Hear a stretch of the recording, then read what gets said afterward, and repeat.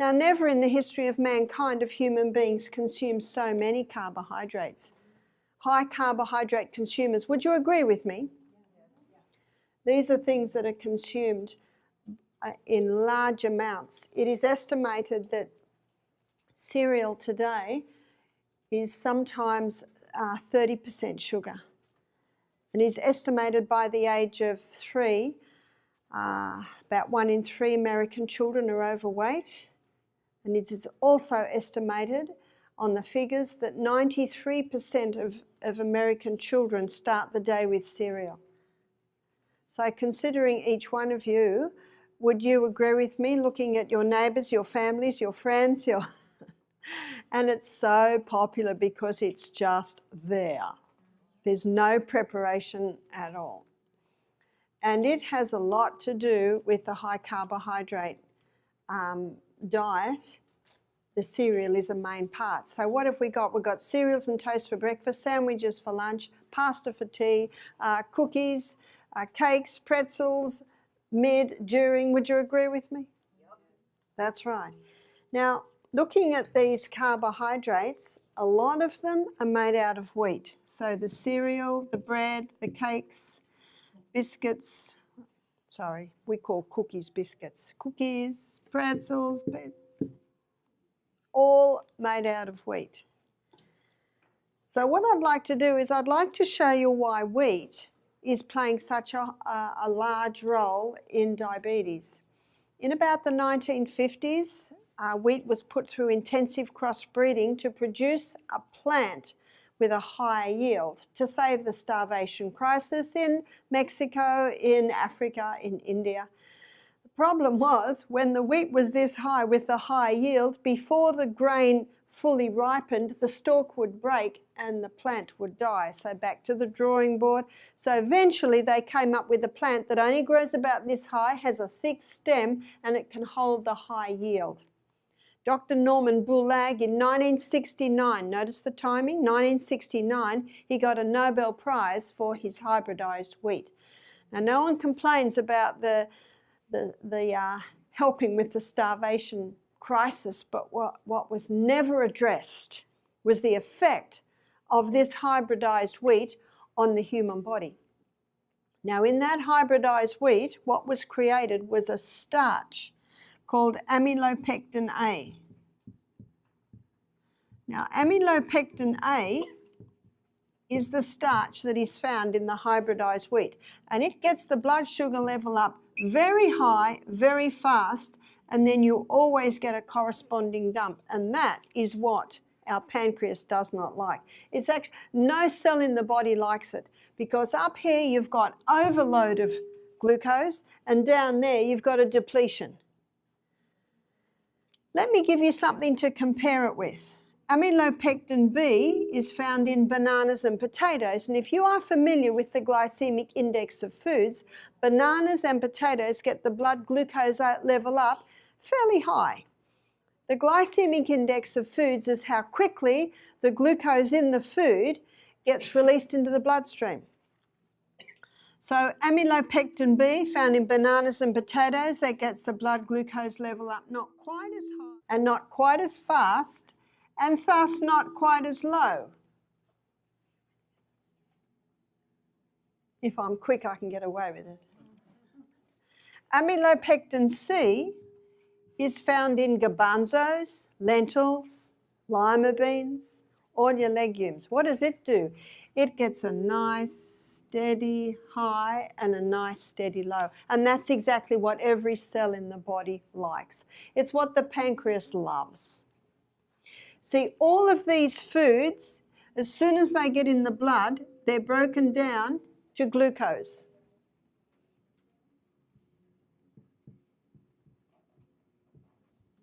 And when they're broken down to glucose, as I showed you last night, then they get into the blood. Then they go to the project manager, the liver, and the liver sends it first of all to the cell to be burnt as fuel. Now I'm going to go inside the cell, I call it inside the CBD, and show you what happens. So the glucose comes in, and it comes in under the action of insulin.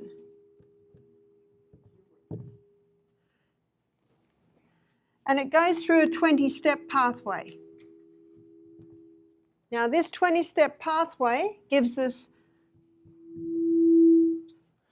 doesn't like it, 2 units of energy. And isn't that why we eat? Because this food breaks down to glucose, goes into the blood, to the liver, sends it to the cell.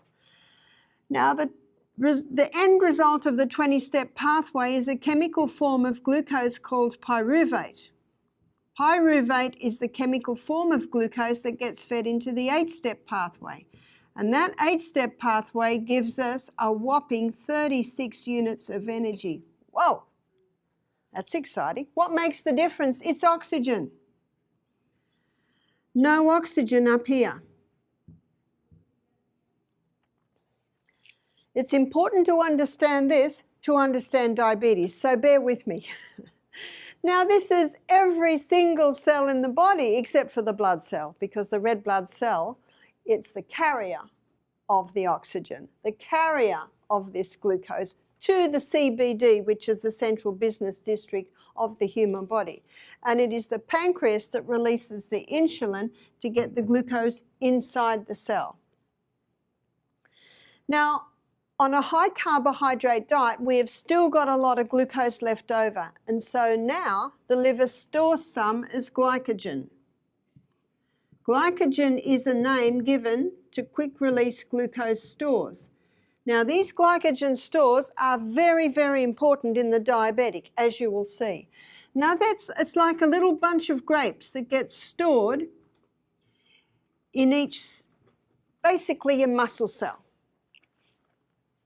Because when you start exercising, and the best time to exercise is early in the morning, because if you exercise after you've eaten, your body's energies will want to go to digestion.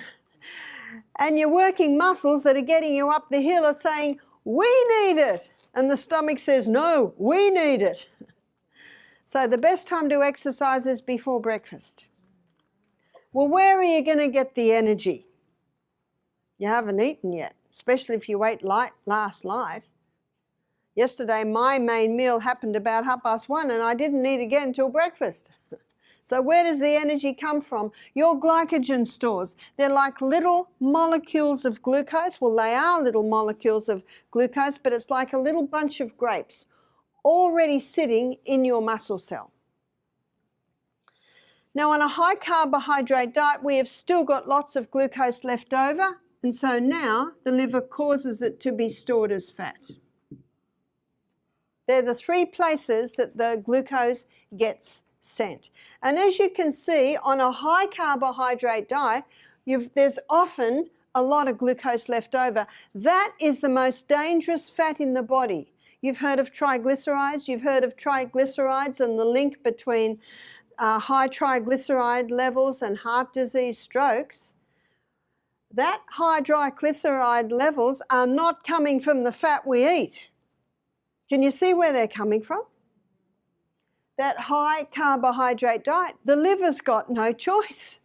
Only so much can be put through the energy cycles. Only so much can be stored. The rest has to be stored as fat. And it starts with the inactive parts in the body, like the thighs, the buttocks, the stomach, the arms. And when they get full, then it starts dumping it on the internal organs, weighing them down. And you can see with the starch, like amylopectin A, which is found in the hybridized wheat, getting the blood sugar level up extremely high, extremely fast. The only thing the liver can do is to dump it. Only so much can go through the energy cycle in the cell. Only so much can be stored as glycogen. The rest has to be stored as fat. Thus, Dr. William Davis's book is called Wheat Belly, because he shows the wheat breaks down to a particular type of fat called visceral fat. He said it goes on the internal organs, pushing the belly out, and then it dumps specifically on the belly, pushing the belly out. In fact, in his book, Wheat Belly, just about every page is the term wheat belly. It's a fascinating book. Now what I want to show you, now that I've shown you about the amylopectin A, the starch found in the hybridized wheat, and how it gets the blood sugar level up very high, very fast. The amylopectin B found in bananas and potatoes, quite a quick rise, but not quite as high as the amylopectin A. And of course, the higher they go, the bigger the dump. And then amylopectin C is the type of starch found in legumes, chickpeas, lima beans, black-eyed peas, garbanzos. And that is the blood sugar level that your body loves. Every cell in the body loves. The pancreas loves. There's no crisis. It's a steady, consistent delivery of fuel. Now let's have a look at this in relation to the glycemic index. Glycemic index is how quickly the glucose gets released into the blood. So your baseline is 55. Anything under 55 is considered low GI. Let me give you a couple of illustrations. Cherries, 26. Grapefruit is 25. So there are two fruits that are excellent for diabetics because it's not going to get the blood sugar level up high. Sugar, whether it be white, whether it be brown, whether it be tan coloured, whatever it be, it has a glycemic index of 59. And we're not surprised. Refined wheat, so that's white bread, white pasta, 69. Huh? 69. So this refined wheat gets the blood sugar level up higher and quicker than sugar. Whoa. I'm glad you're sitting down for the next pieces of information because it's shocking. Wholemeal wheat gets the blood sugar level up very high, very fast, 72. And what are diabetics told to eat? Wholemeal, whole grain bread, whole grain cereal, whole grain pasta. Why does wholemeal wheat get the blood sugar level up quicker than refined wheat? It's because it's got more amylopectin A in it. Because it's not refined, it's got more of that starch in it. And that amylopectin A is the starch that gets the blood sugar level up very high, very fast. So, Sister Barbara, are you saying that white bread's better than brown bread? No, I'm not saying that. Obviously, wholemeal is going to give you a little bit of fibre and not clog up your colon. I'm just showing you. I'm just giving you the facts on the glycemic index. Now, I presented this one day at our health retreat and a lady began to cry. I said, why are you crying? She said, I'm a type 2 diabetic. She said, I was diagnosed 2 years ago. She said, I do everything I'm told. I have wholemeal pasta, wholemeal bread, wholemeal cereal. And every 6 months I go to the doctor and he puts me on more insulin. What's the definition of insanity? To do what you've always done and expect different results. She said, I'm crying tears of frustration because I'm doing everything they're telling me. And it's getting worse. She said, I am crying tears of joy because you've just solved the puzzle. It's the hybridized wheat. No wonder in Australia we've got 400 new diabetics being diagnosed every day. And I know that America would be no different to that. So as I go through these explanations of why diabetes is out of control, I'm going to make a list of how you can turn diabetes around. So number one, stop the hybridized wheat. So what do we eat? Let's go down to about 5. What you eat is a high vegetable diet.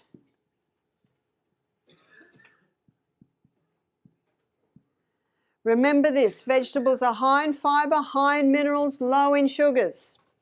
Fruit is high in fibre, high in sugar, low in minerals. So when you're looking at turning this around, initially, very little of the fruit. And if you have fruit, it's low GI fruit. And it's not hard to get a glycemic index chart.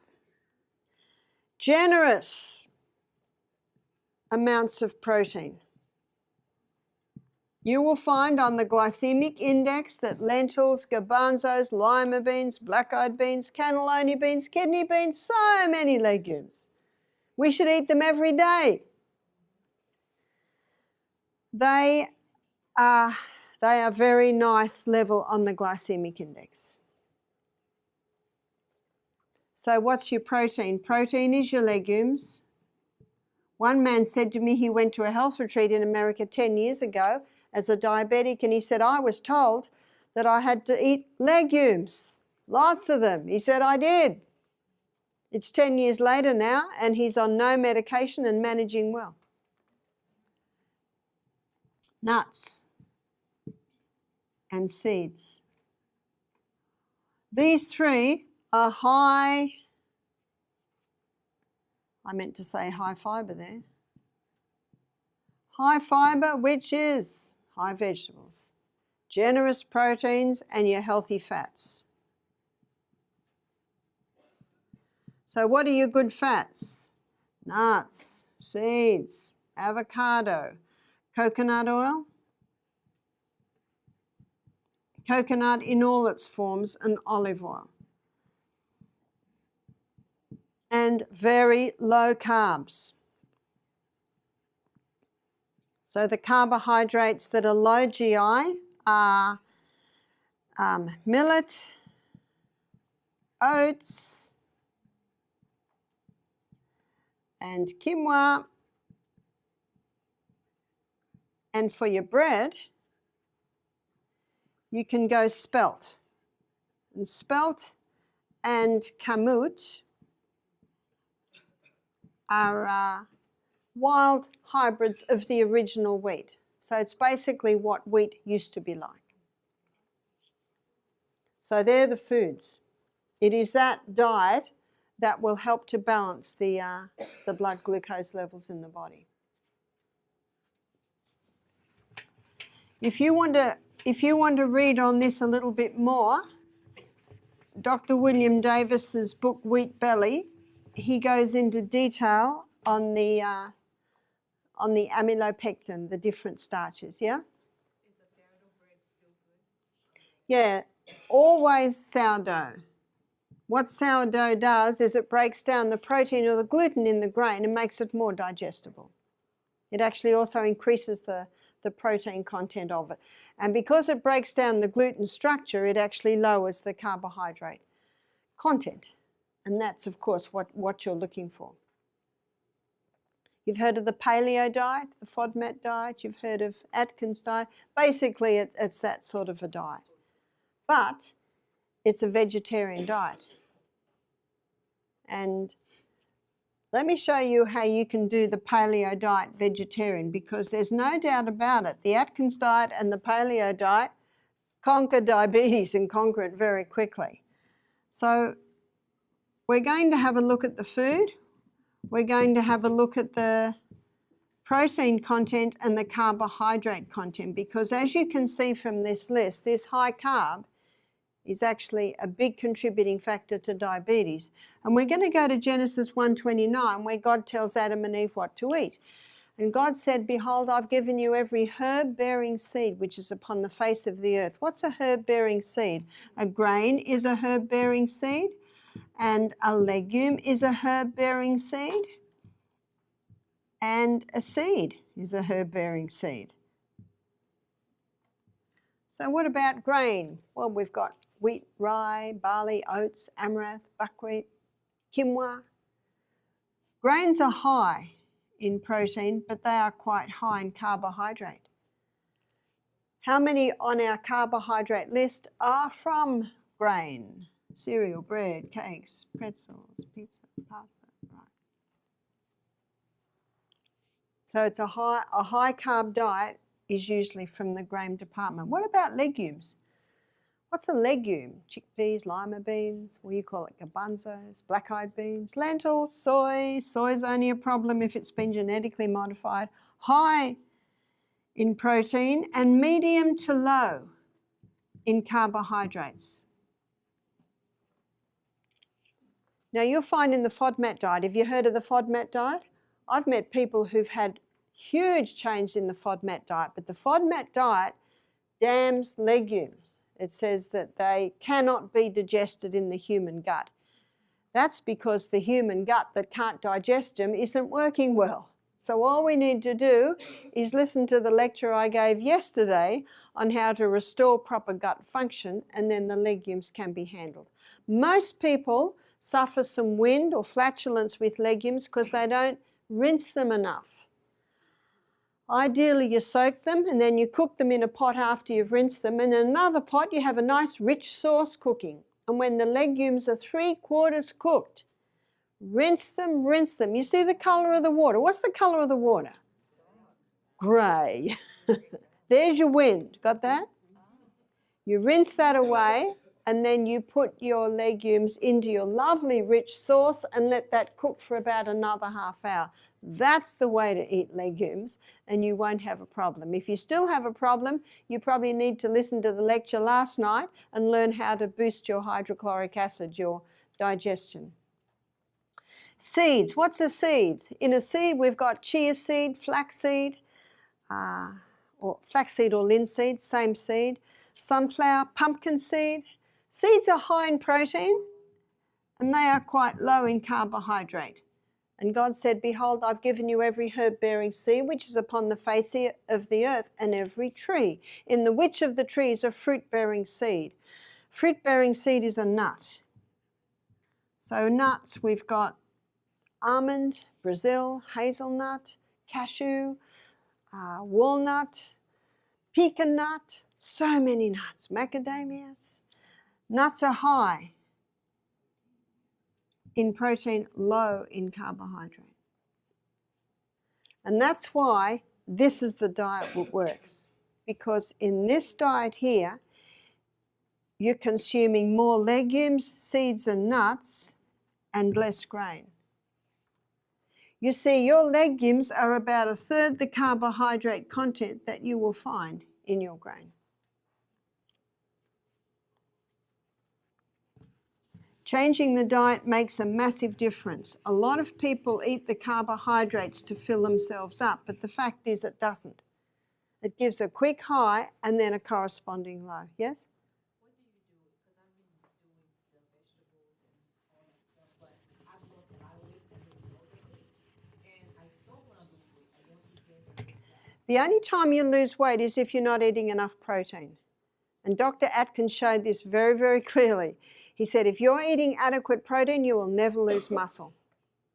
So what I do is I eat legumes every meal, and I eat nuts and seeds every meal.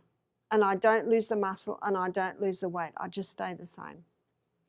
So that's often the missing link, is the protein. And when people go vegetarian, they often become protein deficient.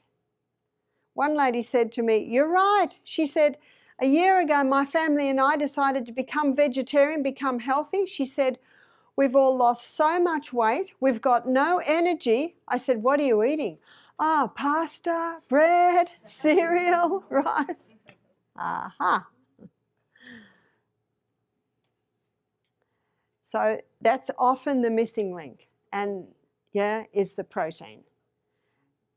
In fact, if you're unable to have legumes every meal, sometimes it's a good idea to end the meal with a protein shake. And you can get some excellent protein powders now. I was looking at one when we were in Denver at the health retreat there, I looked at what they had, and it was made out of quinoa, buckwheat, sunflower seeds. And one we use at our health retreat is a pea protein. So it's made out of, I think, dried legumes. So there's many different protein powders you can get now. We were using a brown rice one for a while, but it was a little bit gritty. So it's just actually playing with it till you find one that you like. The other thing, yes? What do you mix with the protein? I'll give you a very quick, great protein drink. And a lot of people who are busy in the morning and love their cereal because they don't have time to do anything else, they can make a protein drink. 1 cup of coconut water. Or you could use almond milk or organic soy milk. And then you do, say, 2 teaspoons. I say dessert spoon, but I'm told in America you don't know what a dessert spoon is. It's actually 2 teaspoons, so we'll just say 2 teaspoons. 2 teaspoons of a protein powder. 2 teaspoons of coconut milk. I say cream, but I think in America you even call your coconut creams coconut milk. That gives a bit of creaminess to it. And then you might have 1/2 cup of berries. And then you might have 2 teaspoons, back to 2 teaspoons of chia seed and 2 teaspoons of ground flax. Does that sound yum? It is.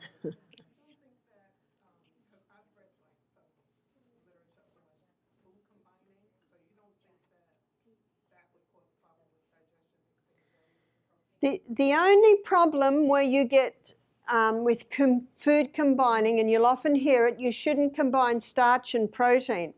Well, as you saw from the chart I just gave you there, all vegetarian protein is a combination of starch and protein. You can't get away from it. Now, where you'll find people talk about the problem is when it's steak and, I was going to say chips, but you call them French fries, yeah? Or a burger on a bun. So it's raw, it's more meat protein with the carbohydrates. They all digest together. It is true that the fruit will digest quicker, but that's not a problem. The only things I do not combine is fruit and vegetables. Now, some people will put green leaves in this. You've heard of the green smoothie?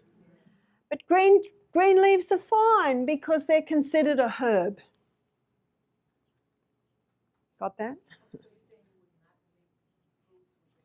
I don't mix fruit with vegetables, no. So I don't have potatoes at one meal with grapes for dessert. That doesn't combine very well. So what would you have for dessert? Well, we had a nice dessert today, and it was a chia pudding in a coconut milk. That's very nice. That's a very nice dessert.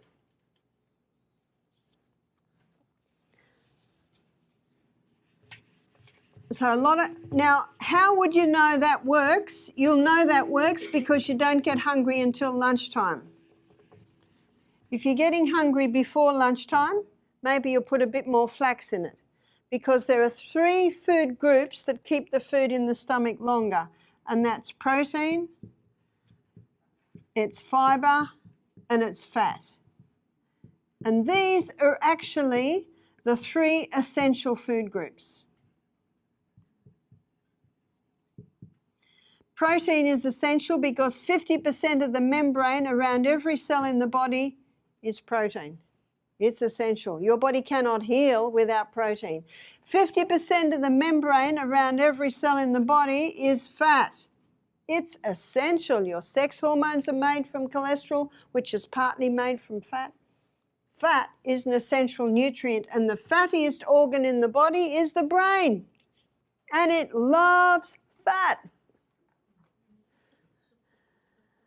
You know, the fat phobia that's been over America for about 30 years now, it's time to break it. It's not true.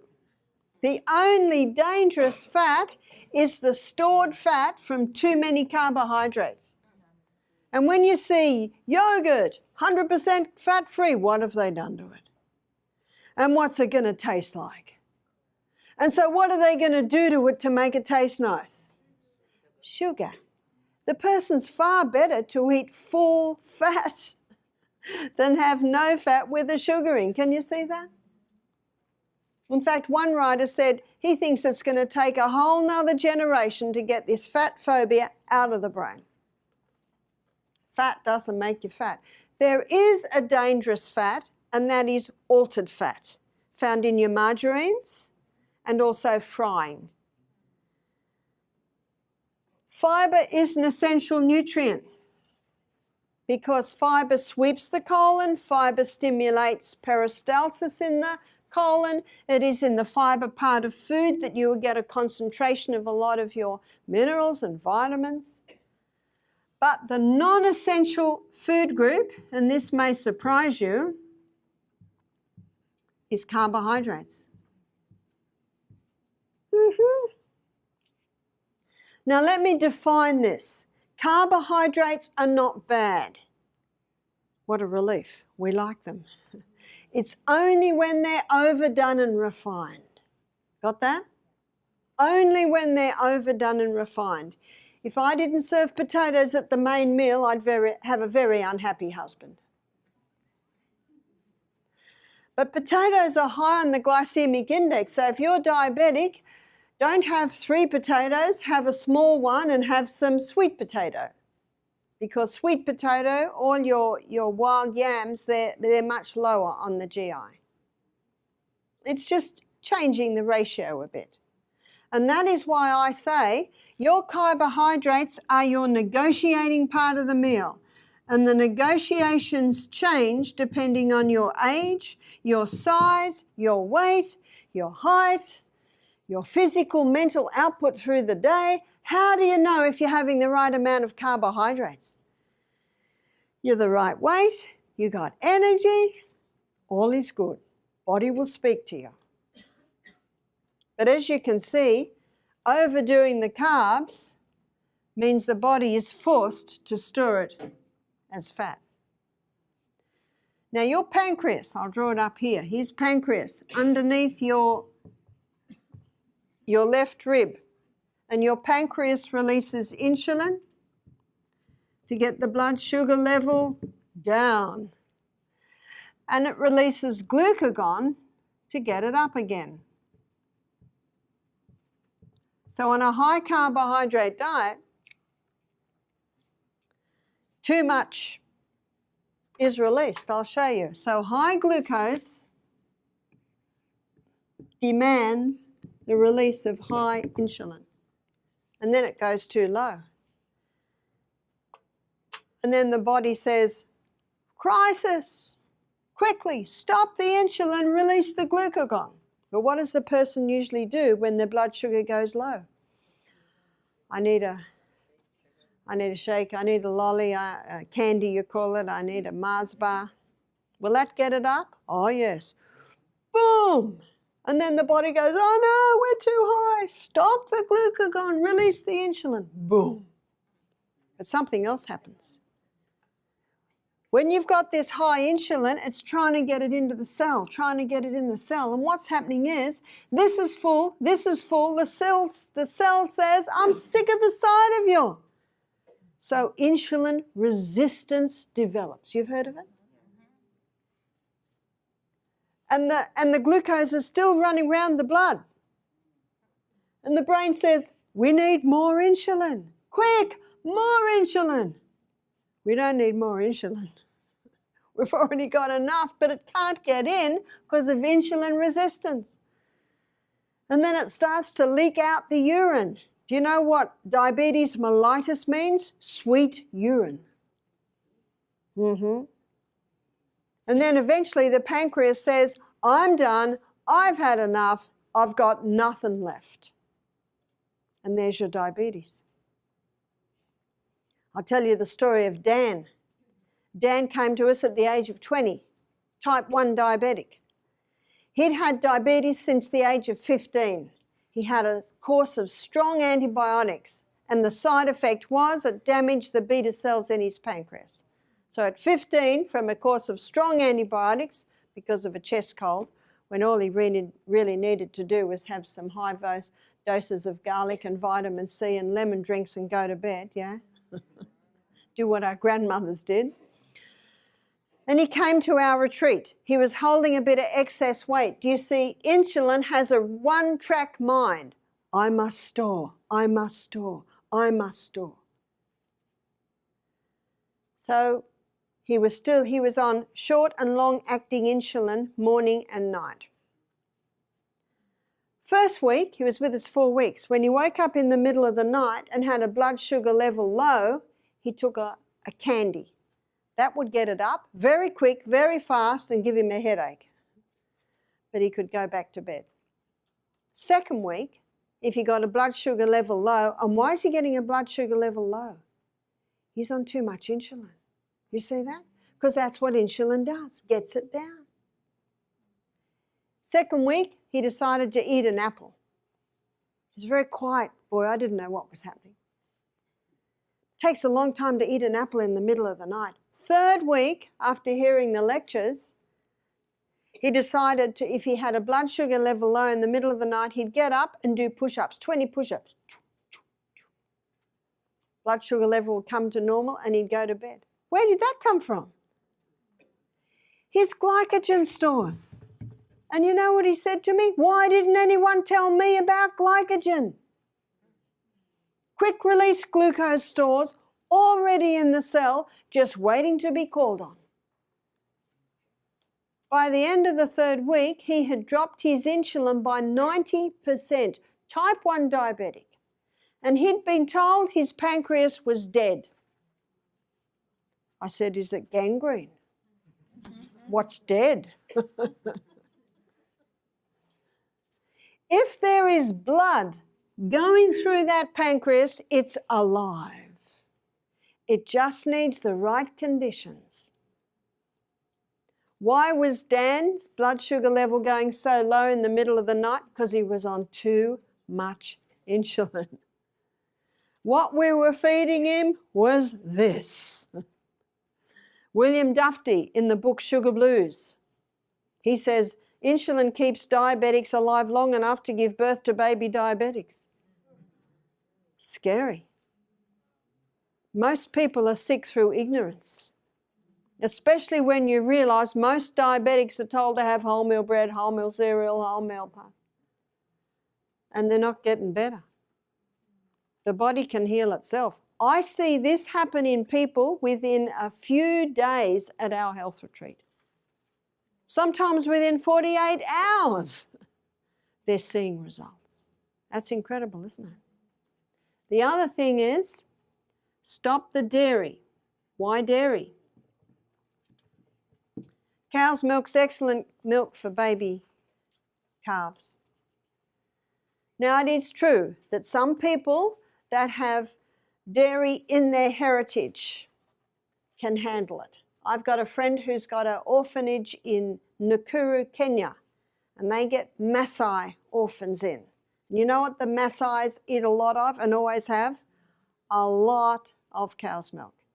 And he said these little Maasai children often don't do very well, and they've got a cow, and they milk the cow and give it to the Maasai children, and they start to respond. Because it's in their heritage. They have the genes that can handle the cow's milk. I'm a 5th generation Australian Scottish descent. I can't handle cow's milk.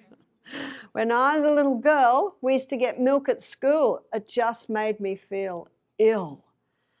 But I had to drink it because they said you have to drink it because you want strong bones. You know, Harvey Diamond in his book Fit for Life, he claims that it's the dairy products that are causing the osteoporosis because we don't have 5 stomachs to access that calcium. And the countries in this world with the highest amounts of osteoporosis are the highest milk consumers. What about the Maasai? Well, the Maasai are eating raw milk, not pasteurized, not homogenized, and also they have just developed genes and enzymes in their guts that they can handle it. So I do acknowledge that there are some that can handle it, but most can't. But you know, milk is for babies. It's not for adults. So when human beings take in this cow's milk, which has been homogenized and pasteurized, all of the vitamin C and enzymes have been killed, very hard for the gut to break down, molecules are developed. And just for purposes of illustration, here is the molecule that ends up getting into the blood. It's been unable to be broken down properly. Body sees it as an enemy, and so what it does, it creates an antibody that will wipe that out. And then it looks over at the pancreas and it sees the beta cells. Do you know what the beta cells look like? So this antibody comes along and starts wiping out the beta cells. Now what I have just described to you is well documented, and you can read about it in the China study, Dr. Colin Campbell. He shows that when children have cow's milk in the first year of life, they have a 60% greater risk of developing type 1 diabetes. So that's why the dairy must stop. Refined sugar. Refined sugar gets the blood sugar level up too high, too fast, and that's when you get the corresponding dump. How many American children wake up to these three? Especially when 30% of most cereals are sugar. Be careful, it'll say sometimes refined carbohydrate, sucrose. They try to find all sorts of ways so that it's not looking at sugar, because David Gillespie's book, Sweet Poison, William Duffy's book, Sugar Blues, and Dr. Yatkin's book, Pure, White and Deadly, all of these books are blowing the whistle on the danger of the refined sugar. So that all has to stop. Something else, in the wheat, when it's bleached white, the bleach is alloxan. And alloxan is the bleach that makes flour. If you refine flour, it's about the colour of the inside of my skin there, but they want it white. So they bleach it with alloxan to make it white, and research in the last 10 years shows that alloxan kills the beta cells in the pancreas. So this breakfast cereal of the nation is actually killing the nation. Number 2, full hydration, so water.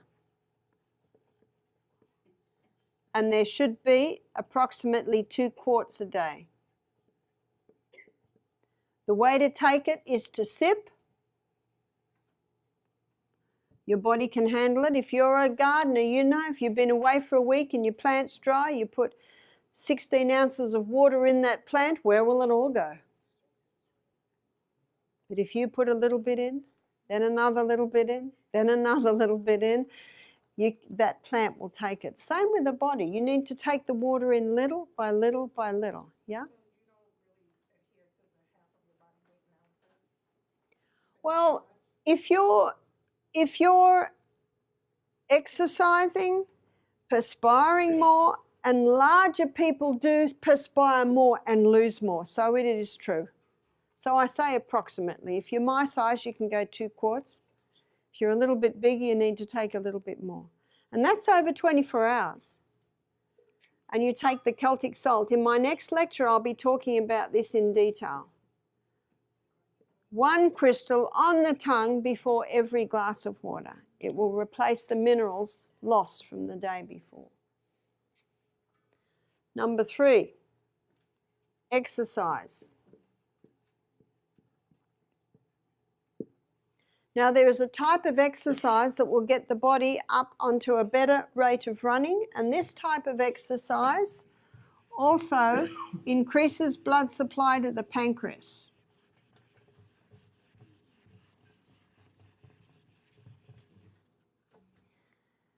It's called interval training.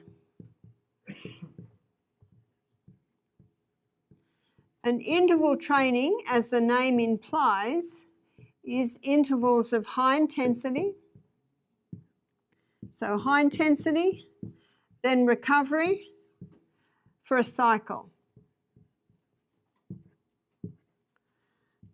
And most of the research has been done on exercise bikes, because not everyone can run. And some people are a little bit unsteady on their feet. The exercise bike, you're holding on, and it's a lot easier to go 20 to 30 seconds on an exercise bike than running, because when you're running, you're sort of carrying your body weight. But on an exercise bike, your legs are just going. And then a recovery time of 4 minutes. What's the recovery time? If you're really breathless, and hopefully you will be, that's what you've got to get to, your recovery time might be just sitting and recovering, or it might be just walking slowly. Or if you're cycling, it just might be a nice, slow cycle till you get your breath. And you usually do this, if you're rushed, 3 minutes. If you've got time, 6. That's not long, is it? What's that, 15 minutes a day? That's it. And you have a look at most trainers today, no matter what it before, they're putting their athletes through interval training, because you can get more out of 15 minutes of that than a, I was going to say 5K jog. What would a 5K jog be? So it'd be half. Yeah, it'd be half that, yeah. That's not much, is it? Now, you know what this high intensity does? You've got to get to the point where you feel like you're dying. Got that? You know you've got to die to live, don't you? Most people are scared of that, and I will also mention this in my next lecture because it's one of the most powerful ways to get the heart strong. Gentle strolls will not do it. It's got to be this high intensity exercise. Isn't that dangerous? It's more dangerous to do a 5K slow jog than to do that. They're little bursts of high intensity with periods of recovery, done for a cycle. If I'm in a rush, I'll do 3. If I've got time, I'll do 6. If you can't get to 20 seconds or even 30 seconds, for me, and I would probably be a little bit of above average fitness, by 20 seconds my body is screaming at me to stop. By 25 seconds it's telling me this is ridiculous. By 30 seconds I feel like I'm nearly dying. So do you just always do cycling, or like is there anything that you do in place? I run. Okay. So you just run really fast? Yeah, I run as if there's a grizzly bear after me. That's what you've got to get to. In fact, last week I was staying in Milwaukee at a campground there. I was lecturing there, and there was a lake, and there were these steps up from the lake, and my daughter and I, we just ran up the steps, and it was great because it was 30 seconds to get up to the top, running the steps. They're big steps, so one big stride would get us up one step. They're sort of in the dirt, bits of wood.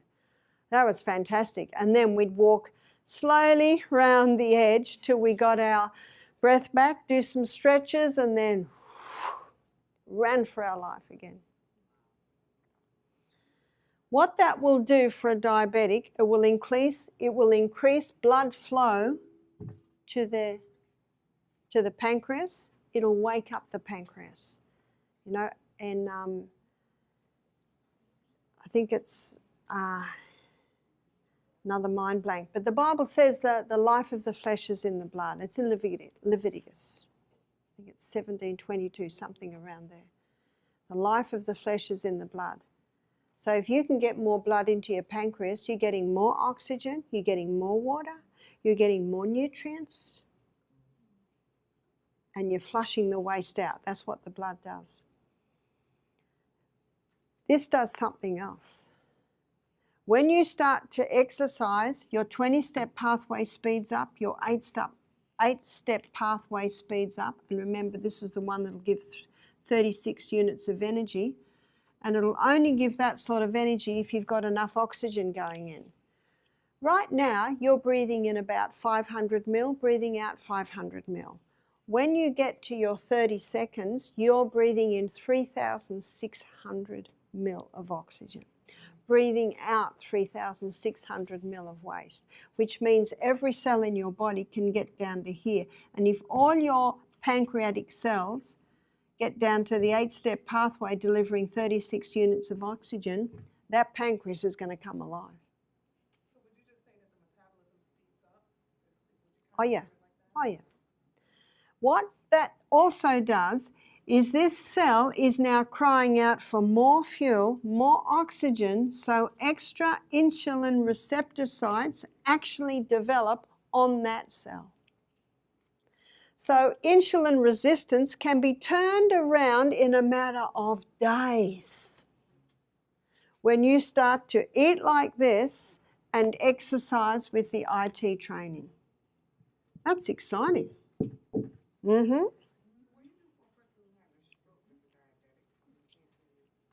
If they've got a stroke, they've got to get either swimming or exercise bike.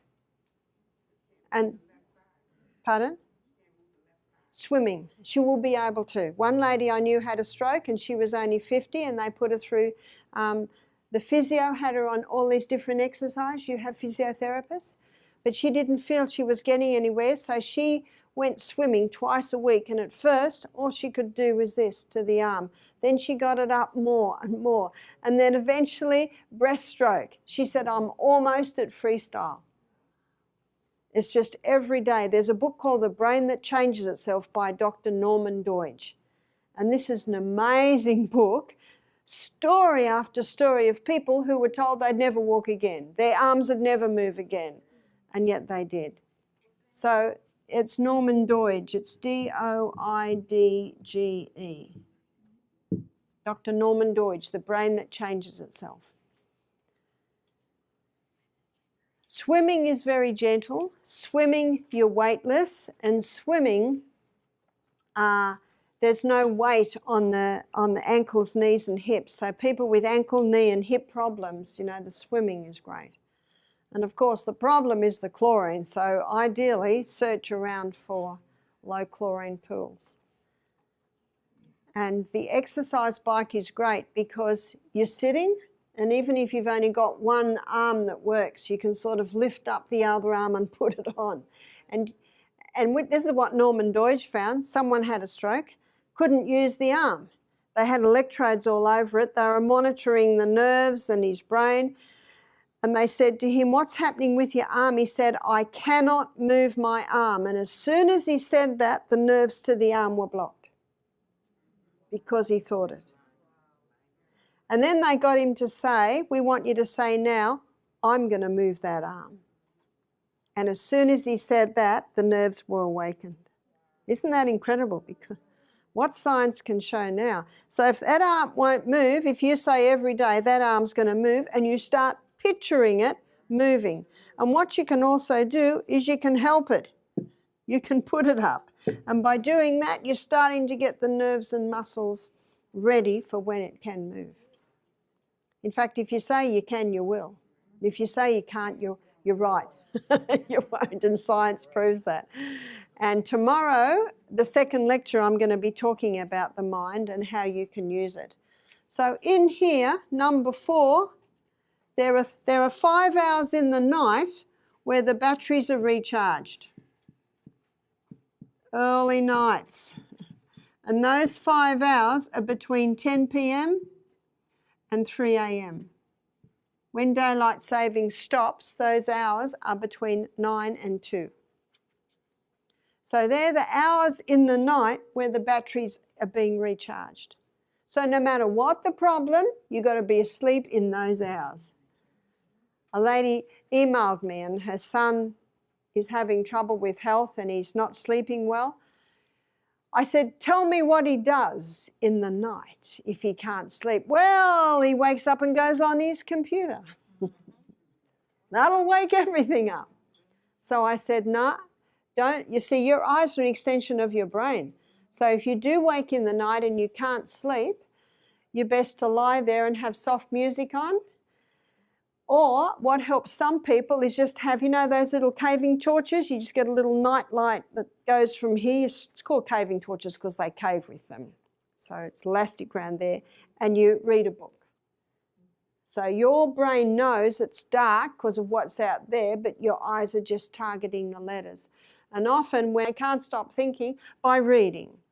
it'll take their mind off all that and it allows them to go off. But absolutely no exposure to technology in the night. And the body gets into habits, so you can retrain it, as I'll show you tomorrow night. You can retrain your brain, you can rewire your brain right up until the day that you die. Now that's quite simple, isn't it? And I have found in a matter of 48 hours, people are having to drop their insulin, their medication, just by implementing this. Yes? I'm sorry. For someone like me who do not want to lose weight, would you still consider that same exercise? Yep. Yep. I do it and I don't lose weight. But I eat generous amounts of legumes, nuts and seeds. Not too many nuts, a handful a day. Sorry, a handful a meal. Here's your handful. Not this. Not this. So with the potatoes, because right now I'm using a lot of potatoes, you would say don't use the potatoes. No. You don't want to, yeah, I don't know anyone that wants to put on fat. They want to put on muscle. And this will put on muscle. And again, if the lecture yesterday where I looked at the gut, if they're not handling the legumes, they might need to look at digestion. Yes? I know someone who, and I mentioned it to you yesterday, she's on dialysis and she's a diabetic and that's what caused the insult to the kidneys. But her husband is always complaining about her being too skinny. And so by her increasing, from what I'm getting from you, the nuts, if she increases Yeah, the nuts, if this lady who's very thin increases the protein. Now, I had a couple come and she was 38 kilos, he was 48 kilos. I'm 48 kilos. So that would be about 110 pound, is that right? So the man was 110 pound and he's 5'10", I'm 5'2.5", and the lady was 38 kilos. So what would that be, about 80 pound? And they said to me, please don't fast us because the first 2 days are juice fast. I said to them, I got to. They were gorging themselves with carbs to try and put on weight. But their gut wasn't working and it was just going straight through them. I said, I got to. Your stomach, your gut needs a rest. But I said, every 2 hours you'll have a vegetable and fruit juice. And with that vegetable and fruit juice, I'll give you a protein powder. So they were getting 5 protein powders a day, or protein drinks, with their juice. I said, you will not lose weight. They did not lose weight. I saw that man 2 years later, and he was big, strong, and muscular. He said, thank you so much. And how did they put on weight? This. I find it's a balancing diet. I find if people are overweight, they lose it. If they're underweight, they put it on. And if they're the right weight, it just stays the same. Actually, there's one I forgot, and I think that's too low down there, so I'm going to put it here, number 6. Breakfast like a king. Lunch like a queen. And, yes, there's the queen. And dinner like a pauper. And Dan, who's stopped his insulin or reduced it by 90%, that's how he was eating. And what are diabetics told to eat? Every 2 hours. Then the stomach can't digest properly because it's overworked. It was like this couple, they were gorging themselves. They put on weight by only eating breakfast and lunch. Now, some people who are working strenuously hard, some people who can't eat a lot, they may need an evening meal. And the best evening meal would be that protein drink I showed you, or just a vegetable soup. Definitely no carbs at night. Can you tell us what your kingly breakfast looks like? What a kingly breakfast looks like. Let me tell you what I usually have for breakfast. I usually juice grapefruit and put chia seed in it and maybe chop up pawpaw in that. I'm not a diabetic. If I was a diabetic, maybe I'd do strawberries. And then I would have about 7 almonds and about, 4 or 5 Brazil nuts. And then I have a slice of sourdough spelt toast with olive oil on it, and then avocado on it, and red lentils all over that. Now that breakfast is high in fibre. Everything's got fibre. Generous amounts of protein in my legumes, my chia seed, my nuts, and good amounts of fat. Olive oil on my toast, about a teaspoon of olive oil, and then avocado. What about lunch? This is what I usually have for lunch. Salad, big salad, and then I have, let me tell you what I had for lunch today. I had a big salad today, and I had a ginger and tahini dressing. That was very nice. And there were rice noodles with vegetables, and then there was garbanzos and green peas in a sauce, and then there was some baked tofu. So I see fantastic amounts of protein there, lots of veggies, a little bit of carb in the rice noodles, and your salad, lots of fibre. What did I have for tea last night? Nothing. If I did have something for tea, it might be a piece of fruit, might be an avocado. An avocado is an excellent evening meal for a diabetic. If you're still hungry, eat 2 avocados. Isn't it high in fat? Yeah, isn't that good news? Good evening again. We're going to be talking about a very important part of our body now. It's our heart. No wonder the proverb says, keep the heart with all diligence, because out of it are the issues of life. So that's 2 things we're talking about there, the heart and the issues of life. The issues of life, of course, is the blood. And the heart loves it when the blood is nice and thin. And we don't need to thin the blood with rat poison, warfarin. And we don't need to thin the blood with aspirin, because the most recent research out shows that it causes brain bleeds. And what are brain bleeds? There's a big contributing factor to Alzheimer's. No, there are ways to keep the blood thin. So let's begin by looking at blood thinners. And I'll tell you a story to illustrate. I had a man ring me up, and he was 45. He said, Barbara, he said, I'm wondering if you can help me. I'm on warfarin. Because you know warfarin is rat poison, and it causes the rats to bleed to death. But they don't give human beings quite so much to cause them to bleed to death. But watch out if you cut yourself, because it's very hard to stop bleeding. And a doctor will never operate on you while you're on warfarin, because you'll bleed to death on the table. Bit scary, isn't it? He said, I'm on warfarin and it's just knocking me about, something terrible. I said, why have they got you on warfarin? He said, I've got a clot in my leg. I said, what happened? See, you've always got to put the detective hat on. He said, well, I was playing tennis and I moved a certain way and my muscle tore. And he said it was painful for days. I eventually went to the doctor. He did a scan and there was a clot there. And the doctor said, we've just discovered you've got a clotting disease. And he said, well, if I've got a clotting disease, won't clots be everywhere? Well, they did a full scan on and there was only a clot there. You know who I think the clot is. But you know, there are good plumbers, bad plumbers, good painters, not so good painters. And it's same in every profession. There are some very good doctors, absolutely. So you just got to source out the good ones, like you do with anything you do in your house, and especially in this house. Yes. I said to him, tell me what happened around this, because you don't just twist your leg and your muscle tears and you get a clot.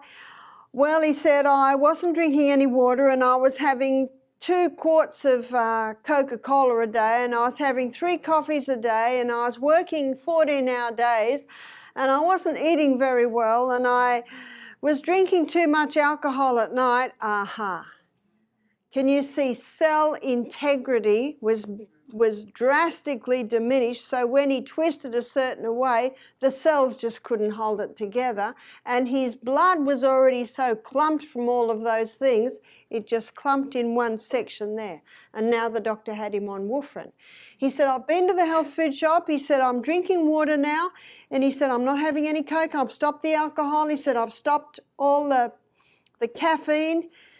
I said, great. He said, how can I keep the blood thin? So this is what I told him. He had to have 2 to 2.5 quarts of water a day. I said, if you're working on the job site and you're perspiring a lot, you might need to have to get up to 3. And I said, and the Celtic salt. Now, Celtic salt contains 82 minerals. And those minerals help to get the water inside the cell to help to hydrate you. I'll give you the whole story on that in a minute, but first of all, I want to finish the story of Tom. We'll call him Tom. And then I said cayenne pepper. Cayenne pepper is a remarkable herb. It opens up the blood vessels, it thins the blood, it can even repair damaged arterial walls. So he was having cayenne pepper. Well, this is what I advised. I said start with 1/4 teaspoon in a little bit of water 3 times a day. I said as you get used to it, you can get up to 1/2 teaspoon. Garlic. Have it in your food. Have it on everything. Ginger. You can finely grate the ginger, pour boiling water on it and drink it as a tea. I said every time your wife cooks a stir fry or, yep, ginger. And omega-3. Omega-3 is a blood thinner. And the best sources are your ground flax, your chia, and your walnuts. So he began to implement that. He rang me up a week later. He said, do you think I could stop the warfarin? He said, it's knocking me around something terrible. The side effects are terrible. I can't work properly and I've got to work. He said, I can't sleep properly. I said, well, I can't tell you what to do. Only you or your doctor have authority over your medication, but I can tell you what I do, and I don't usually have to tell people that. He said, do you think I'm safe? I said, if you're doing all that, that will keep the blood thin. You are safe. A week later, so now we're looking about 3 weeks since the clot was discovered, he went back to the doctor. He told the doctor he'd stopped the warfarin. The doctor hit the roof. See, most doctors, some doctors do, but most doctors don't know that. They've had not experience with that. And most doctors know that if the person doesn't do all that, if he were to keep eating the way he ate and drank, he'd need the warfarin.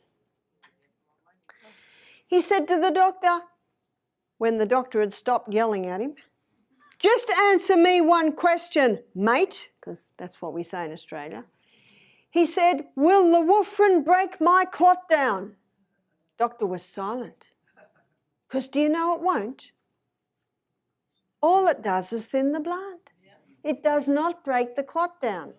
The doctor looked down. He knew it won't break a clot down. And then the man said, I want a scan on that leg. And the doctor said, there is no way that clot would be gone in 3 weeks. The man said, if you don't do a scan, I'll go to someone who will. So the doctor did. The clot was gone. This not only thins the blood, it will also break down the clots. Psalm 104 verse 14, the Bible says God gave herbs for the service of man. They're there to serve you. They're your best blood thinners. Now you could have 5 gallons of water, 2 cups of salt, 2 cups of cayenne pepper. You see what I'm saying? You could absolutely overload yourself with that and your blood would not get so thin you would bleed to death. Isn't that remarkable? Because of Psalm 104 verse 14. God gave herbs for the service of man. In fact, medicine calls it synergism. They work with the needs of the body. Herbs come in and say, where would you like me? What would you like me to do? Drugs come in and say, get out of my way, I've got a job to do whether you need it or not. And it is true, drugs have saved lives. I'm not disputing that. But we don't need them every day. And in the majority of cases, we can actually prevent ever having to go to the point where we have to get them. Now we are told that cholesterol causes heart disease. Am I right? Yes. Well, I want to show you what cholesterol is. Your liver makes cholesterol. So there's liver. Looks a little bit like Napoleon's hat. And 80% of the cholesterol that your liver makes is made from glucose. And 20% of the cholesterol that the liver makes is made from fat. It's not the butter on the bread. It's the bread under the butter. That's the problem. Do you know, fat has been blamed as the problem because of its association. Because it sat on the bread. It was actually the bread underneath. Woo. So let me show you cholesterol. We've got HDL, high-density lipoprotein. High-density lipoprotein is called the good cholesterol because it carries away excess. We'll call it the carrier. And then we've got low-density lipoprotein, called the bad guy, am I right? But remember this, God doesn't make anything bad, does he? Now, LDL has a few roles. One is it's the repairer and the rebuilder. Now, it does something else because there is one organ in the body that loves fat and loves cholesterol. It's the brain. And what LDL does is it delivers fat to the brain.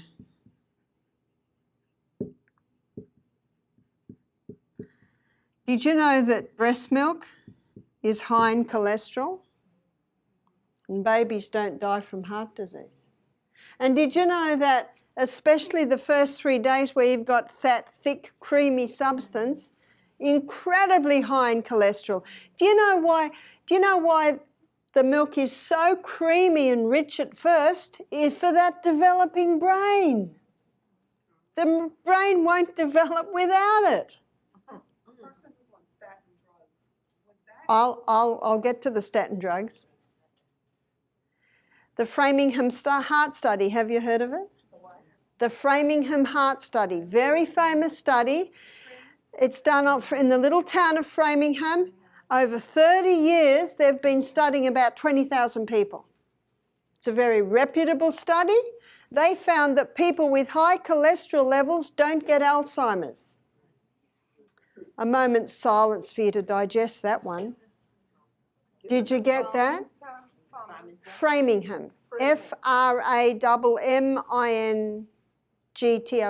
Framington. Framingham Heart Study. People with high cholesterol levels don't get Alzheimer's. Let me continue with the cholesterol story. So here is the blood vessel. And because of its low density, HDL is always found on the edge. LDL, low density on the edge. Because of its high density, HDL is found in the middle. Now, if someone's eating a lot of sugar, especially sugar and milk, do you know that it causes scarring on the wall, weakening on the wall? Did you hear that? The sugar, especially the sugar in the milk. If they're smoking cigarettes, 4,000 chemicals in a cigarette causes a deterioration of the wall. Mercury damages the cells, causing a deterioration in the lining. Mold is toxic. It can poke holes. And mercury, I think I did mercury. Who's going to plug up the hole? The repairer and the deliverer. Repairer and rebuilder. Plugs up the hole. Otherwise, you'd bleed into the tissues and probably bleed to death. Now, what's supposed to happen is the person's supposed to eat highly nourishing food, high fibre, all the vegetables and their minerals, generous proteins. The best burning fuel, protein-wise, is your vegetarian protein. Did you know that meat protein is only 52% fuel, 48% waste? That's not a very profitable fuel, is it? and it's an acid waste. Dr. Colin Campbell, in his book, The China Study, he defines that. So we want the person to eat nourishing food, high fibre, all the minerals, proteins, healthy fats, and then the body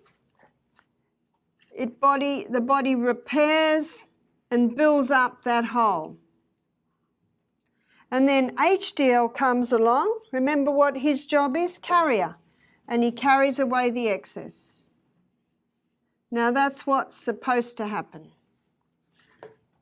When Dr. Agatha Thrash was alive, she had a health retreat called Uchee Pines down in the southern states. And she tells the story, well, she did tell the story of a lady who lived with them for a while. She'd been a chronic alcoholic. She came to their health retreat. She had 80% blockage of her arteries. That means huge build-up. She went on the vegetarian diet. She started exercising. 10 months later, she had a massive stroke and brain bleed, and she died because of the damage from the years of alcoholism. Agatha Thrash did a post-mortem on this woman, and her arteries were clean. 10 months from 80% blockage to clean. That's incredible, isn't it? Now let's say the person doesn't get out of the mouldy house. Let's say the person continues to have their cereal with all the sugar and the milks, the combination of the milks and sugars, and the coffee with the milk and the sugar in it, and the still smoking, mercury in the mouth. The holes keep coming. So what's happening in the lining? Artery. It's nearly spelt the same. What's happening? Okay, there's no nutrition, they can't properly heal. And who gets blamed for all the problems? Is the cholesterol.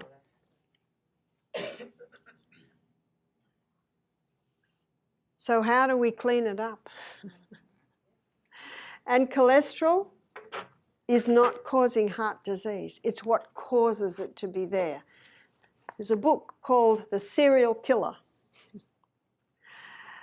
And I want to read to you, there's a chapter in here on cholesterol. If the National Cholesterol Education Program was truly concerned about our health, they would be mounting a vigorous nationwide campaign to reduce the American addiction to sugar and refined carbohydrates, which are the real culprits in causing low HDL and oxidized LDL. They're the real culprits. And Dr. Malcolm Kendrick, he's a British cardiologist, he says for the first time, normal levels of a normal vital body substance is called a disease. Normal levels of a normal vital body substance is called disease. Now, I'm just going to give you a few books here that you can get and their titles. The Cholesterol Controversy by Dr. Edward Pinnicky. There is no scientific evidence to show that high blood cholesterols are the cause of heart disease, or that lowering cholesterol, if such a thing is possible, will prevent heart troubles of any kind. It doesn't stop the heart attack. Here's another one, The Cholesterol Conspiracy by Dr. Russell Smith. Saturated fat and cholesterol in the diet are not the cause of coronary heart disease. This myth is the greatest scientific deception of this century, perhaps of any century. Another one, The Cholesterol Myth by Uffe Ravenstock. He's also a doctor. A Swedish medical doctor exposes the fallacy that saturated fat and cholesterol cause heart disease. Last one, The Cholesterol Con, The Great Cholesterol Con by Malcolm Kendrick. He's the British cardiologist. This well-documented and entertaining book by an English cardiologist confirms the nagging fear that the current cholesterol obsession is utterly misguided. Is that enough? Incredible. Incredible. It's not cholesterol. Who's the author of The Serial Killer? Alan Watson. He does a very good job at defining that. What it says here is the unintended consequences of the low-fat diet, which is incredibly dangerous. It's high triglyceride levels, which is high fat store from the high carbohydrate diet.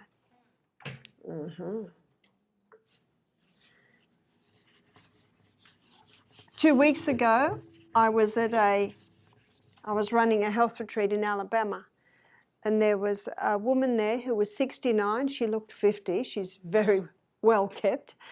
She said, I have been she got a doctorate in nutrition and dietetics. So she was trained at the university 30, 40 years ago. She said, in my training, we were told that under 300 is perfectly safe cholesterol levels. Did you get that? They've changed it. Why have they changed it? The pharmaceutical companies got them to change it. Because if they can get someone on cholesterol-lowering medications, how long is a person told they're on it for? Life.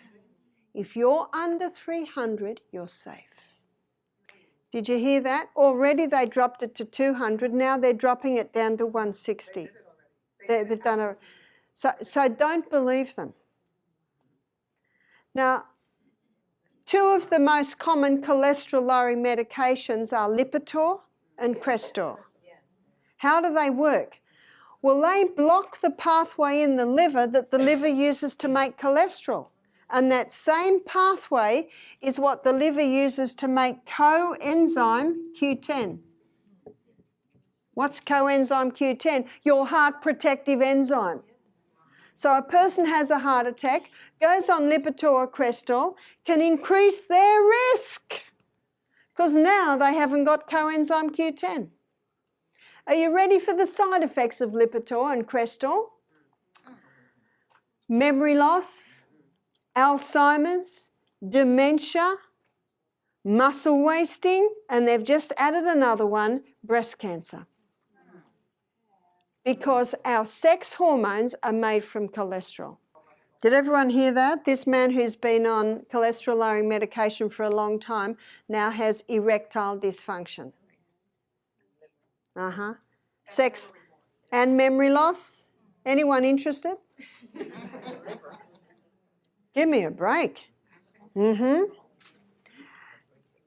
lady said, I cannot stop. I said, why not? She said, the doctor said I will die. Do you know you will not die? And personally, I'd rather die than spend my latter years with memory loss and dementia. And as you'll see tomorrow in our lecture on the mind, God never, ever designed that this brain deteriorate. So one of the biggest contributing factors is these statin drugs. They are dangerous. I've got some good news. If you're on cholesterol-lowering medication, you can stop today with no side effects. To blame cholesterol is like blaming the fire trucks for the fire. Well, they're always at the fire. So they must have caused it. Can you see that? So how can we strengthen the heart? We've just looked at what can thin the blood. So let's make a list. Number 1, exercise. Nothing strengthens the heart like exercise. What type of exercise? IT training. Periods of high intensity, periods of recovery. Won't that hurt the heart? No, it will not hurt the heart. It will wake up the heart. And then recovery. And this is done for a cycle. Dr. Al Sears, you might have heard of him. He's got a book called PACE, Progressive Acceleration of Cardiopulmonary Exertion. Sorry. And he shows in there, he's got story after story of people who are often men, 45 years of old, does a 5K jog every day. What did we work out the 5K jog would be? That would be 2.5 miles, would it be 2.75 miles? Keels over, dies of a heart attack. Have you read stories like that? He keels over, has a heart attack because what's happening is lactic acid is building up in his body. And with the high intensity, say 20 to 30 seconds high intensity, with a recovery of about 4 minutes, Alcee gives the story of a lady who did 7 seconds high intensity, then she needed 15 minutes to recover. Your recovery time is your indicator of your fitness. The good news is it won't always be like that. That's why he says progressive. It is progressive. If you take 15 minutes to recover today, you won't take 15 minutes to recover tomorrow. So as you do it, you'll find your recovery time gets less and less and less.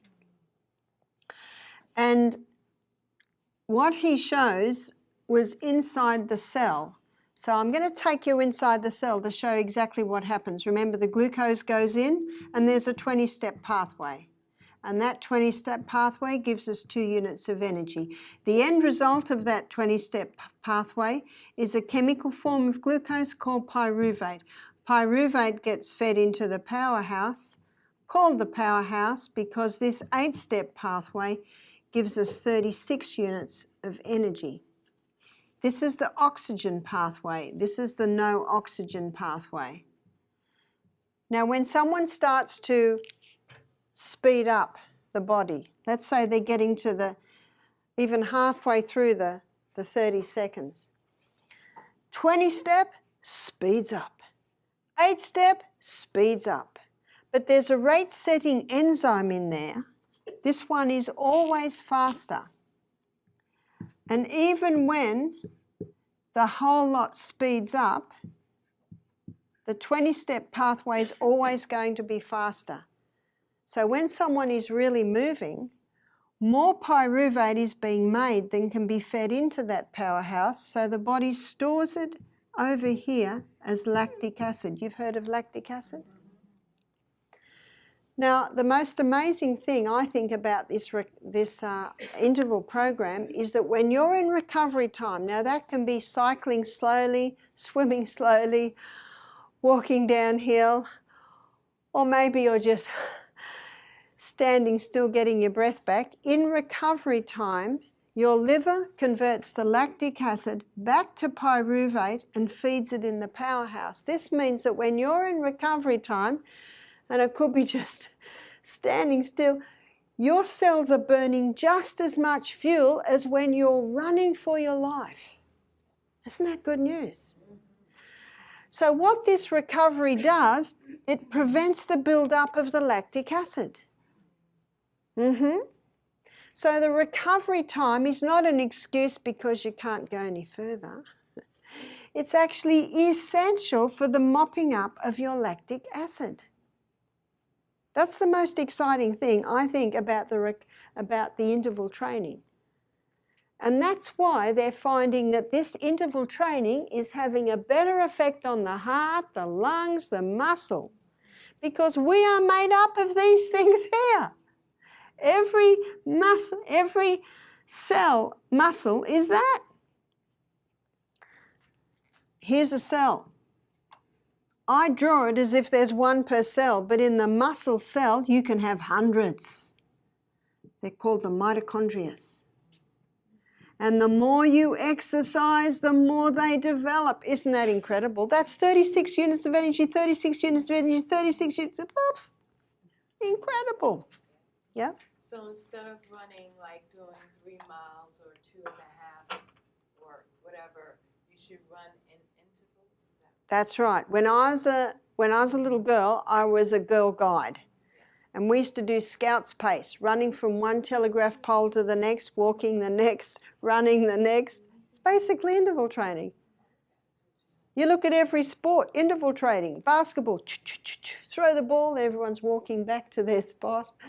Soccer, ran, kick the ball, and everyone's walking back to their spot. You look at children playing hopscotch, skipping. You look on the African fields, no animal jogs. They either run for it or they rest. So the interval training is the most powerful way to do it. I think it's exciting news because most people say to me, I don't have time for exercise. You don't have time not to exercise. And everyone has 15 minutes. Everyone has 15 minutes. In his book, Pace, he says, progressive acceleration. You are moving. In fact, when Michael and I are doing it, we're not talking. Even in the first bit of recovery time, we might talk for 3 minutes. I used to do a 2K exercise, 2.5K, half an hour. Now I just do 15 minutes, which I just love because it gives me more time at home to work. I just do that little nugget every morning. I have an appointment at 6 o'clock every morning. I have an appointment to do this. No matter where I am, no matter what I'm doing it. If you can't run, you get the exercise bike. Can't exercise bike, swim. You got to find out how you can do it. The rebounder, you know, the little trampoline, that's very good for the lymphatic system. So excessive acceleration of cardiopulmonary, that's what this does. It strengthens the heart. And pulmonary gets those lungs stretched. In this Framingham Heart Study, they found that by the age of 50, most people had lost 40% lung capacity because they don't do their interval training. If you do interval training, you will never lose lung capacity, and if you've lost it, you can regain it. They found by the age of 80, 60% of people, by the age of 80, nearly everybody had lost 60% lung capacity. Oh. And you ask people in their 60s, 70s, 80s what their energy level's like. I just got no energy. How do you get it? Exercise. No, you don't understand. I got no energy. Well, you just start. You can start small, but you've got to start little by little by little, and you'll be amazed how when you start exercising, you're not working on addition, you're working on multiplication. Yes? The rebounder, if I wanted to use that, how would I do it? With the rebounder, you just jig up and down, but you can get a real moving along with that one. Very good, as I said, for your lymphatic system. So the interval training is essential no matter what your heart's condition is. It'll strengthen it. Number 2 is high fibre. There's all your vegetables, all your protections in those vegetables, generous amounts of protein and healthy fats. Sorry, but you can't listen to the Heart Foundation. Low carbs. And number 3, there's a no. No wheat. Have you heard this before? Yeah. You see, the hybridized wheat, when it gets into the body rarely is able to handle it. And whenever something goes into the body that you can't handle, guess what rises? Blood pressure. No dairy. Cow's milk is great for baby calves. No refined sugar. No caffeine. When the human body takes caffeine, it creates a bit of a crisis, which gets the blood pressure up.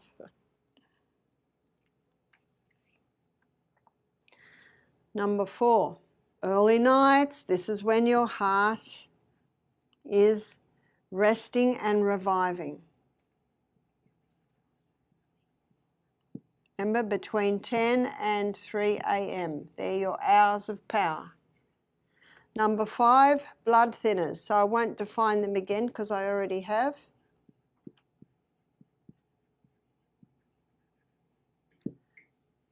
Number 6 is keep well hydrated. When you're dehydrated, it causes little blood capillary networks to shut down, which increases pressure on the heart. So 2 to 3 quarts of water daily. Salt. Let me give you the salt story. And in this story, you will find out why the doctor says no salt. I agree, but let's define the salt. Seawater. Seawater contains 92 minerals. Seawater from the sea. Now, of those 92 minerals, 50% is chloride and 30% is sodium. So what man does is he scoops up the first crystals formed, which is sodium chloride, bleaches it white, puts aluminium in it so that it runs freely. There's your table salt. Table salt, sometimes they call it sea salt. If it's white and run freely, be cautious. And what it does is you've got a bilayered membrane around the cell. And what it does, it causes sodium levels in the cell to rise. That causes pressure by expanding the cell. There's your high blood pressure. And so Doc says, stop the salt. So the person stops the salt and then sodium levels go too low. That causes the cell to swell again.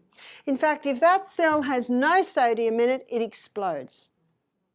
Sodium is the third most vital element needed for life. And we need to take sodium into our body the way it's found in nature, which is seawater. So Celtic salt, it contains 82 minerals. Celtic salt has sodium chloride in its balanced form. In fact, if you were to inject sodium chloride straight into the veins of a person, they would die. They need all the other minerals to buffer them. Now, Celtic salt has 3 magnesiums. And in blood pressure, magnesium is very important because magnesium relaxes the heart at rest. So the 3 magnesiums are magnesium chloride, magnesium bromide, and magnesium sulfate. Magnesium is a water-hungry molecule. And when you put a crystal of Celtic salt on your tongue, maybe crunch it a bit, get water and drink it down, already in the mouth, the mucous membranes are absorbing those minerals, the magnesium. It takes the magnesium to the cell, and that magnesium pulls the water inside the cell. It's the quickest way to hydrate a body. One lady said, look at my ankles, they're so swollen, I've got too much water. I said, the water's not inside the cell. It's on the outside of the cell. We need to get that water inside the cell. One lady said, I can't drink water, I'm visiting the bathroom all the time. I said, you need the Celtic salt to get the water inside the cell. Yeah? If you're in the hospital and like you're dehydrated and they give you all of that saline that you're Yeah. bloated. Yeah. They need it in the balanced form. Do you know that in the war, in the Navy, if a man needed a blood transfusion, they would transfuse him with seawater? Seawater is called an isotonic solution because it is the exact same mineral balance and proportion as is found in the human body. There's a book called The Calcium Lie, fascinating book on minerals, by Dr. Robert Thompson. And he says seawater is the clearest indication of a creator God, because that water is the exact mineral balance and proportion as is found in the body. No, I'm not suggesting you drink it. We should drink pure water, but you can get dehydrated seawater. It's called Celtic salt. Why aren't there 92 minerals? Well, some minerals are in such pico proportions, barely measurable, that when the dehydration process happens, a few are lost. But hey, 82 is a lot closer. Himalayan salt also has 82 minerals. It also is quite a nice balance, but it doesn't quite have the magnesiums. And if you have Celtic salt and have Himalayan salt, the Celtic salt is wet. Have you noticed? Moist. That's because of the magnesium. Magnesium's a water-hungry molecule. And it pulls the water inside the cell. So Celtic salt can actually get the blood pressure down. Yes? So just like you said, if you were on a statin drug and you stopped and did what you said, nothing would happen. If you were on a water pill and you did this and you stopped and anything happened? Well, the Celtic salt can help to get the water down, but there is a herb, by the way, which is a diuretic. It's dandelion. And dandelion works by stimulating the kidneys to release more fluid, whereas most diuretics irritate the kidneys. God gave herbs for the service of man. That's right. So it's very, very important. In fact, it's going to get a whole unit by itself, Celtic salt. If you're used to no salt, start lightly. Do you think that kidney, that person who I was talking about who's on dialysis, do you think that dandelion would be beneficial? Yes, yeah. And for dialysis, the coconut water is very good, because the coconut water, which is the water from the immature coconut, it again has that perfect mineral balance. How much dandelion? Now, the best way is to buy it in a tablet form, because then it's concentrated. And I can't off the top of my head give you an amount, but usually they say 1 tablet 3 times a day. Now, there is a herb, so we're coming to number 8 here, specific for heart, that strengthens the heart. If the blood pressure's low, it'll bring it up. If it's high, it'll bring it down. Because remember Psalm 104 verse 14, God gave herbs for the service of man. It's called the hawthorn berry. And I've seen many people get off their blood pressure medication and go on the hawthorn berry by implementing this. We had a guy to our program. His name was Henry. He was a retired judge. He was about 67 when he came to us. He was on 6 medications. Medication to lower his cholesterol, to lower his blood sugar, to blood thinning medication, high blood pressure medication, medication for gout, and medication for stomach ulcers. 6 medications. He was carrying probably about 40 kilos excess weight. That would be about 85 pounds. I said to him, are you interested in coming off your medication? He said, no, thank you very much. I'm happy with my medication. I always respect everyone's choice. But I put him on the hawthorn berry. We made the tea up and he drank a litre of the tea every day, because you can buy the dried berries. End of the week, he said, I'm feeling very good. Thank you very much for the week. And he left. 4 months later, I got a phone call. He said, Barbara, can I visit? I want to get more hawthorn berries. I want to get my friend off his medication. When I answered the door, I didn't recognize Henry. He had lost 20 kilos in 4 months. What's 20 kilos? That's 80 pounds, is that right? 40. So he'd lost 20 kilos, which was over 40 pounds, in 4 months.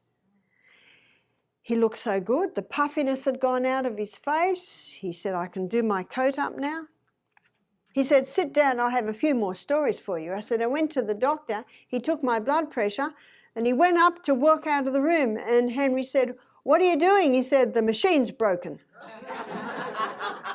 He said, why do you say the machine's broken? He said, well, your blood pressure's 165 on 100. By the way, that was on his medication. He said, this machine says that your blood pressure now is 120 on 80. The machine's broken. He said, no, that's my blood pressure now. The doctor took him off all his medication because his blood was getting so thin. His cholesterol had gone down. His blood pressure had gone down. His blood thinning was perfect. He had no more gout and no more stomach ulcers. Now, it's a very interesting story because he chose to stay on his medication.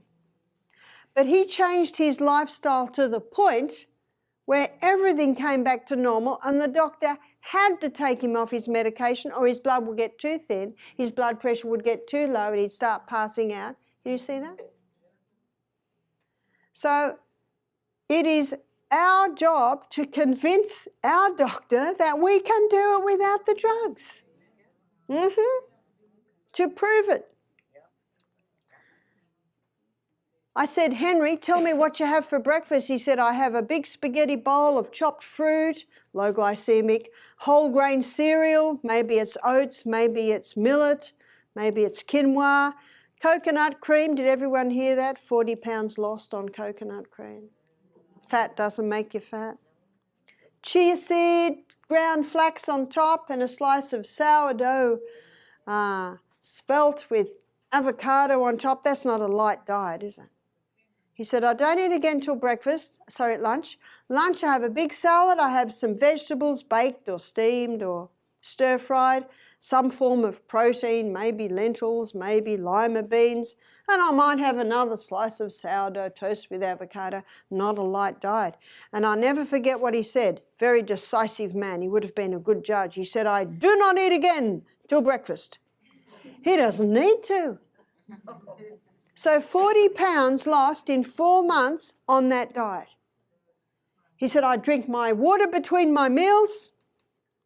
And he said, and I said to him, tell me about your exercise program. He couldn't get those results without the exercise. He said, I find I can walk another block every week. Interesting answer. As he gets fitter, as his muscles get stronger, his heart gets stronger, the weight goes, he can go further with less effort in less time. Yes? If you take the coconut shreds, the desiccated coconut, and you blend it and make coconut milk, would that suffice for the coconut oil? That's not coconut oil.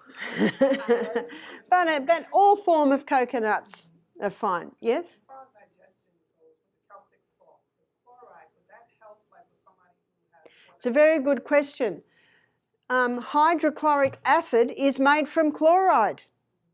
So can you see on a salt-free diet, a person cannot digest properly. So that's another reason why the salt is good. So you would take that for somebody who's not digesting properly with that tea that you mentioned yesterday? Yes. Yep. So what we do at our retreat, we do 2 teaspoons of the dried berry to 1 cup of water. And because it's a berry, it needs a gentle simmer. You said dried berry? Yeah. Oh, okay. And 1 quart a day.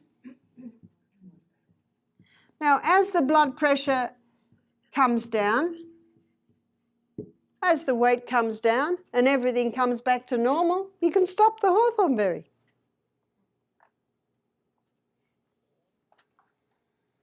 Can you stop the diet? Well, that's actually how I eat.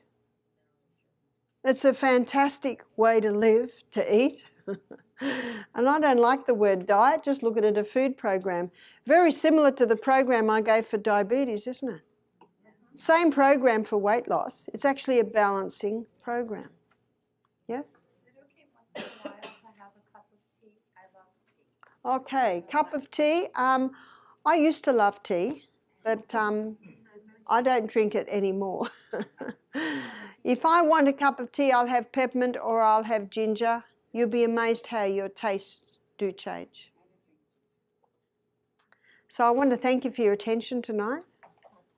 Tomorrow night we're going to look at the acid-alkaline balance, which is another aspect of food, of eating.